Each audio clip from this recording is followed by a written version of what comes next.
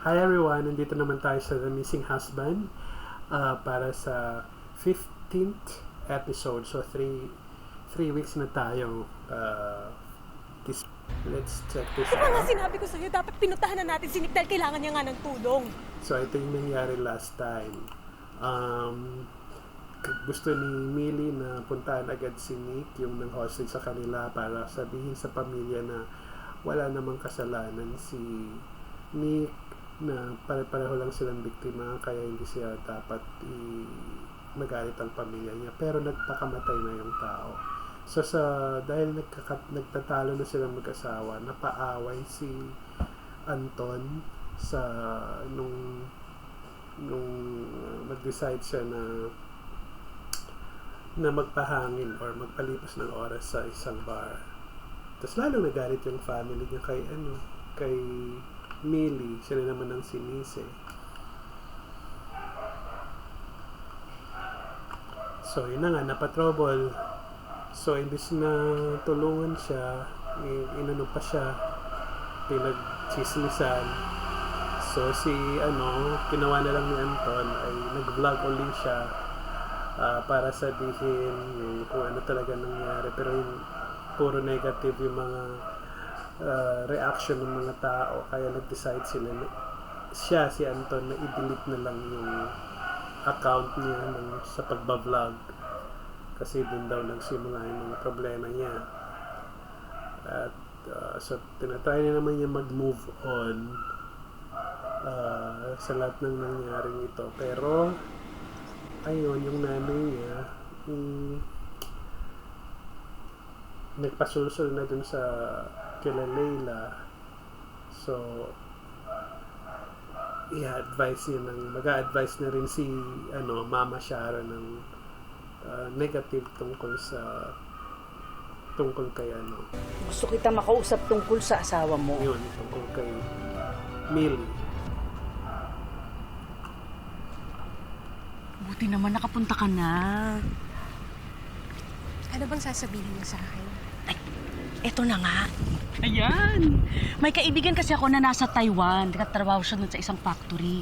Ang sabi niya, may mga Pinoy daw na ire-recruit papuntang Europe bilang mga factory worker. Oh. Bakit ayaw mo? Hindi naman, gusto ko nga to para makasimula kami uli ni Anton. Pero, Pero ano? Ayaw niyang iwan ang asawa niya.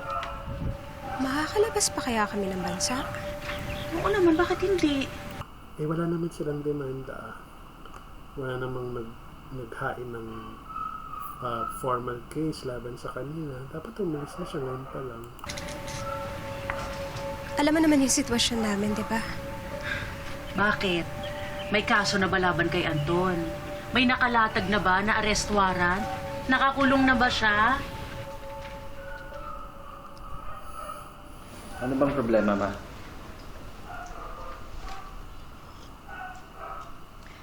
Kaninong ideya yung pagpapagupit mo? Kay Millie? Sobra ka nang binabago ng asawa mo, ha? Sunod-sunuran ka na ba sa lahat ng gusto niya? Ma naman. Grabe naman. Napag-usapan lang namin ni Millie na mas makakabuti siguro kung hindi ako makikilala ng mga tao. Dahil, alam niyo na, mainit ako sa kanila eh. At sa tingin niyo, basta na lang mawawala ang hinanakit ng mga tao sa inyo? Ma, kung nandito lang kayo para sermonan ako, wag na. Pwede bang wag mo na ipaalala sa amin ni Millie kung gaano kagulo ang buhay namin ngayon? Anton, yun na nga. Sa tingin ko talaga, dapat maghiwalay muna kayo ni Millie. Grabe naman, sakit naman ang ginagawa ng nanay nila sa kanya, kay Millie. Baka sabihin ng mga tao na tinatakasan namin yung binibintang nila sa amin. Ewan ko ba bakit pinipilit ng mga taong kayo ang sisihin? Hindi ba nila naintindihan na kahit pigain nila ang huling patak ng dugo niyo, wala silang makuha sa inyo? As a matter of fact, dapat matuwa pa nga sila pag nagtrabaho kayo sa ibang bansa, di ba? Kasi damoy na matutulungan niyo sila. Pero, Mars, suggestion lang nga as a friend. Dapat talaga isipin nyo na bilang mag-asawa kung ano talaga yung gusto at kailangan ninyong gawin sa buhay nyo. Baka naman hanggang ngayon, umaasa ka pa rin na makabalik sa inyo ng Brenda na yun yung ininvest ninyong pera. Gumising ka. Kung gusto nyo talagang bumuti ang buhay ninyo, consider nyo talaga magtrabaho sa ibang bansa. Tama naman yung advice ng friend niya. Huwag na silang umaasa. Kung umaasa pa sila. Mukha kasing umaasa pa rin sila eh. At least doon walang makakilala sa inyo. At walang manggugulo sa inyo. Kahit magliptsukan pa kayo sa kalsada, walang pakayang mga tao. Ang sabi nga nila, the past is history.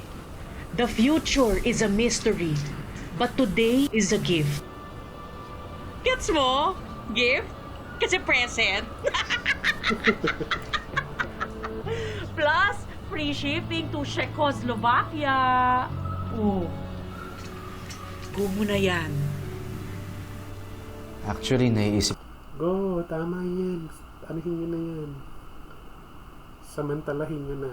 Ikaw huwag kang makinig sa nanay mo. Nagpasulsul na yan sa kapatid nyo. Ko nga po yan eh. Mas makakabuti nga siguro yun para hindi siya nadadamay sa gulo. Pero hindi ko naman kakayanin kung wala siya sa tabi ko. Hindi yun ang ibig kong sabihin, Anton. Naisip ko kasi, baka tama ang ate mo. Dahil naging magulo ang buhay mo simula nang dumating si Millie sa'yo. Pati ba naman kayo, Ma? Magsabi ka nga ng totoo. Pumasok ka sa scam na yan, ha? Para kay Millie, hindi ba? Para mabigay mo sa kanya mga gusto niya? Ma, kilala niyo si Millie. Tumira siya sa bahay natin. Alam niyo na hindi siya maluhong tao. Alam niyo, kung wala naman kayong magandang sasabihin sa akin, wala na tayong dapat pag-usapan. Ano ba to? Concerned lang ako. Tinanggap ko naman yung desisyon mo noon, di ba? Nung magkarelasyon na kayo. Ayoko lang mangyari na masira ang lahat sa'yo nang dahil lang sa kanya.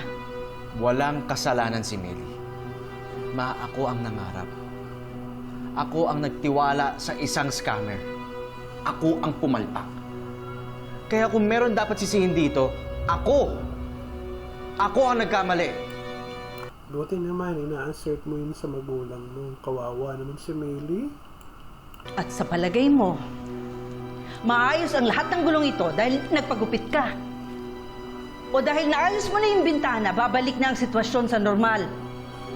Para sa kapakanan mo, anak. At para sa kapakanan na rin ni Millie. Sa tingin ko talaga, dapat maghiwalay kayo.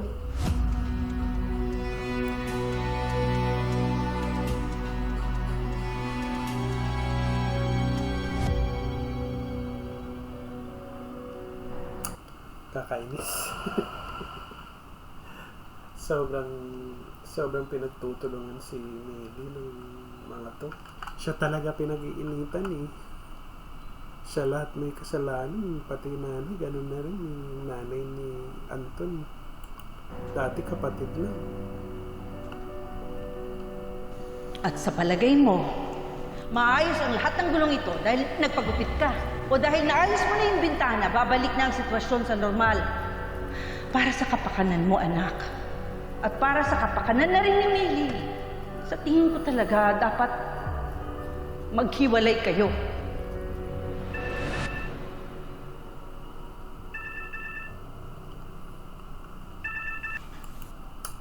Ayan na ano na tuloy.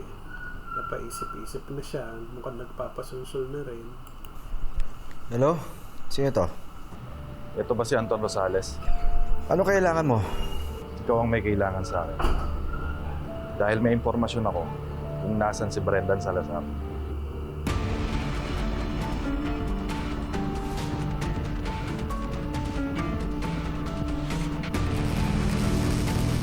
Sigurado ka? Bakit naman ako magsisinungaling sa'yo? Nasaan siya? Nasaan ang hayop na Brenda na yan? Gusto kitang tulungan sa hinahanap mo. Pero syempre, kailangan mo muna akong tulungan. Ano ibig mong sabihin? Pumunta ka sa lugar na sasabihin ko at i-charge mo lagi ang phone mo dahil baka ma-miss mo ang message ko. Eh, paano? Hello? Naku, mga kamaniwala dyan. Ano sa palagay mo? Hindi ko alam eh. Parang mapagkakatiwalaan ba to? Kasi baka mamaya gamitin ka lang nito para pagkaperahan. Kahit sino naman siguro. Kung may hawak akong importanteng impormasyon, mag-iisip din ako ng posibleng reward. Di ba ganun nga yung ginagawa ng mga pulis? Kapag may hinahanap sila na wanted, nagbibigay sila ng pabuya. May punto ka, pero Lily. Mahal, naniniwala ako sa kutob ko. Sa tingin ko itong taong to makakatulong sa atin para mahanap natin si Brendan at si Rhea. At kapag nahanap natin sila, mababawi na natin ang pera. Maibabalik natin sa mga nawalan. Huwag na kayo magpa-auto. sige. Pero sa isang kondisyon, Ano? hihingi tayo ng tulong sa mga pulis. Tama. Maganda yung isip. Kasi delikado yun eh. Pag hindi ka humingi ng tulong sa pulis, baka naman may scam na naman kayo yun. Papasok na naman kayo sa scam. Hindi totoo yan. Kung ako sa inyo, hindi ko napapansinin yan. Ganon-ganon na lang yun? Paano mo nasabi agad? Napakadali naman para sa'yo i-dismiss yung taong yun. Sir, matagal na ako sa serbisyong to. Kaya kilala ko na yung mga manloloko. Marami na akong natatanggap na ganyang tip. Yung mga taong ayaw magpakita pero humingi ng pera. Scammer yan. Siguro naman, alam niyo yun. Yung bigay kayo ng pera pero sa totoo lang, wala ka naman talaga makukuha. Wala rin sila bibigay sa'yo, di ba? Paparinig ka ba? Sir, baka pwede po pa-check lang. Sorry pero kung ako sa inyo, hindi ko na pag-aaksaya ng oras yan.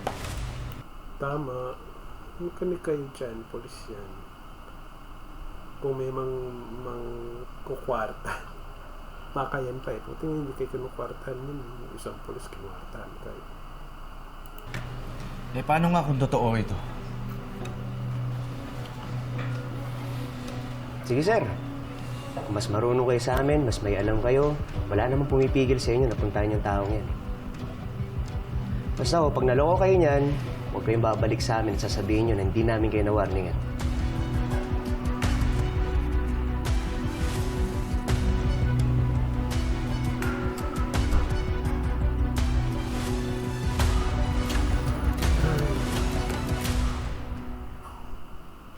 Mahal, huminahon ka lang. Narinig mo ba yung sinabi nila kanina? Pati sila pinagbibintangan na scammer ako. Ano ba yan? Kaya siguro wala silang ginagawa para mahanap yung totoong mastermind nito. Hindi naman siguro yun ang iniisip nila. Mahal, nakita mo naman, di ba? Kulang na lang tawagin nila akong scammer sa mukha ko eh. Ano pa kailangan kong gawin? Ano kailangan kong ipaliwanag sa kanila na hindi ako manloloko? Kung tutuusin, dati. Praning na. Nagpapakapraning na. Huwag ganon. Kami, pare-pareho na loko eh. Lahat kami mga tanga. Uto-uto. Kung wala magpapaloko, edi walang manloloko. Kasalanan din ng mga biktima. Tsaka, lahat ba talaga kasalanan ko? Pati yung pagpapakamatay ni Nick, kasalanan ko rin. Hindi naman ako naglagay ng baril sa kamay niya eh.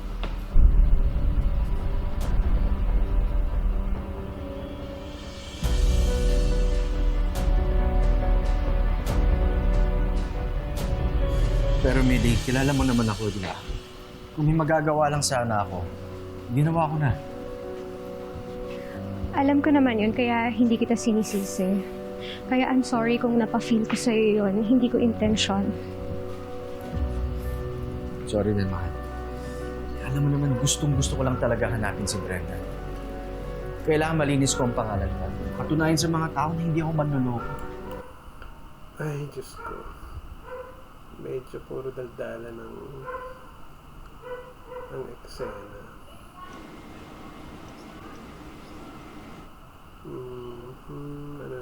Ano nang nangyayari? Kung ito lang ang paraan para magawa ko yun, mahal gagawin ko. Alam mo yung sa investment scam, di ba? Yung tungkol doon sa BS Fund. Yes, sir. Balita ko nga, mag-file sila ng class action suit yung mga biktima eh. Pero wala pa naman ako tatanggap na request. Mahaba pang proseso yun. Malamang naghahanap pa sila ng abogado at nagkakalap ng mga ebidensya. Kaya kita pinapunta dito para kay Brendan Salazar. Yun nga yung isa sa mga mastermind daw. Kasabwat mong Anton Rosales. Parang ka nga ng profile sa kanya. Tingnan mo, baka may makuha tayo sa engineer na yan. Para saan, sir? May formal complaint na ba sa kanya? Wala pa. Pero maganda nang handa tayo. Para kung sakaling gumulong yung kaso, meron na tayong impormasyon dyan sa alleged mastermind na yan. Pero tahimik ka lang. Lahat na makikita mo, sasabihin mo sa akin. At siguraduhin mo walang makakaalam nito kundi tayong dalawa lang. Yes, sir. Walang problema. Salamat.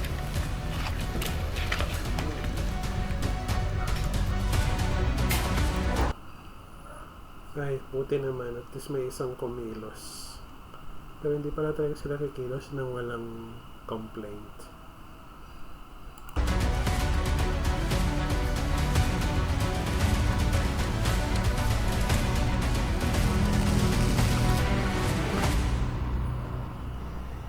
Sigurado ka ba talaga dyan?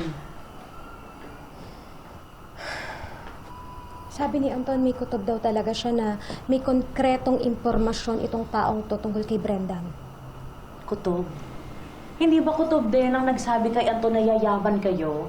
Pag i-invest niya ang buong life savings niyo dun sa BS Fund na yon? Glenn naman. I'm sorry. Pero ang akin lang, dapat ba natin pakinggan yung kutob ni Anton na yan? O nabubulagan lang siya dahil gusto niya gumante dun sa Brenda na yon? Parang nabudol na naman yung bahay na to. Ate, babalik ko naman to eh. Kailan kaya yun? Eh, yung huling investment namin parang nakalisa sa tubig. Baka ito naman nakalisa sa hangin. Ate, kapag nahuli ko na tong si Brendan, malaking posibilidad na mabalik ang lahat ng pera natin. Pero tama rin naman kasi ang asawa ko. Alam mo, sa akin lang kasi. Hindi naman kasi talaga kami umaasa na mababalik sa amin yung mga ininvest namin kay Brendan. Ang gusto ko lang kasi na sana mahuli ang manlolokong yan at malinis yung pangalan ng asawa ko. Kasi alam mo, sa totoo lang, kaya kami nahihirapan dahil dun eh. Kasi kahit saan kami pumunta, hinuhusgahan kami ng tao. Paano kami makakasimula uli kung ang tingin sa amin ay mas masahol pa kami sa kriminal? Glenn, tama ka. Hindi kami pwedeng maniwala lang sa mga kutob-kutob. Pero kasi wala kaming choice. Ay.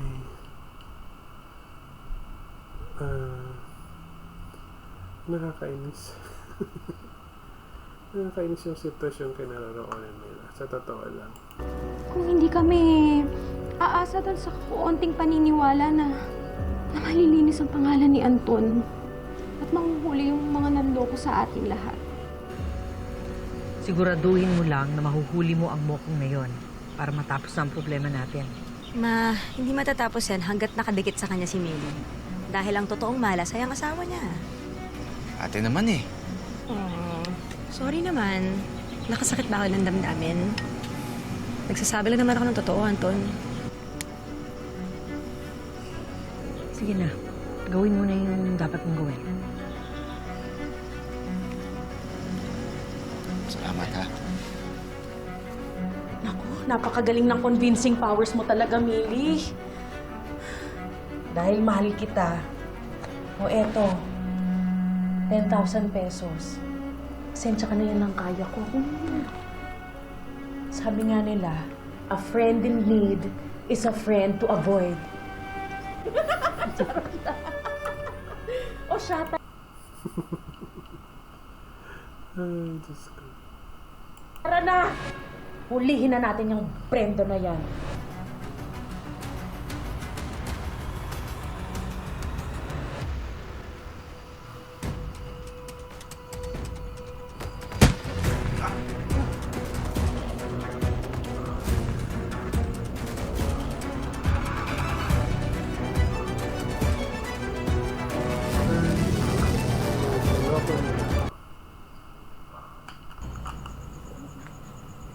Anton!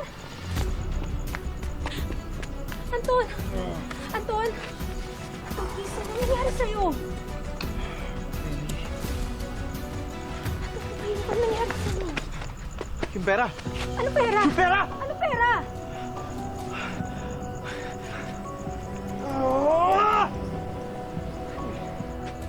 Sorry, nagpaloko na naman ako.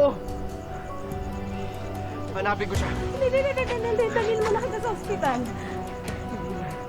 Hindi na, okay lang ako, pero yung pera. Anton, tama na. Tama na. Pumunta na tayo sa ospital. Hindi na. Hindi, Anton. Ang tigas pa ng ulo, kakainis. Hindi na, umuwi na lang tayo.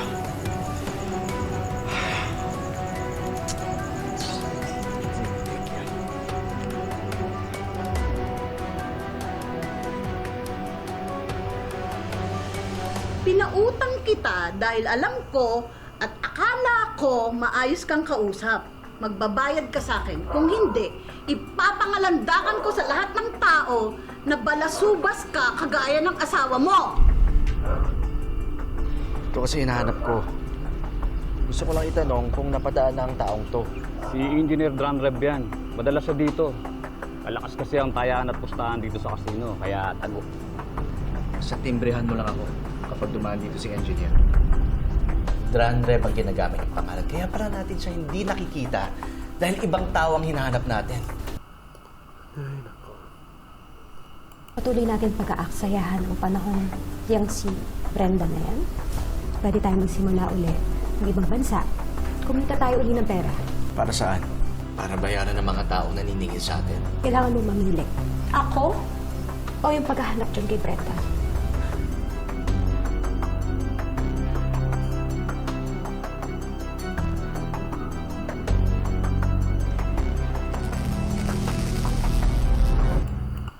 So, doon nagtatapos ang episode natin. Nakakalungkot yung takbo ng kwento, nakaka-frustrate.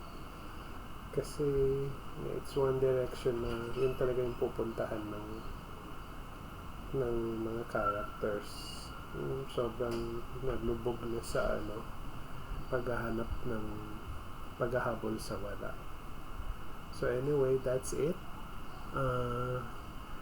Hanggang sa susunod na episode. This is Abner. Please don't fail to subscribe to my YouTube channel. It's Pa-North TV. Hindi pa West, hindi pa East, hindi pa South, kundi Pa-North TV. Bye!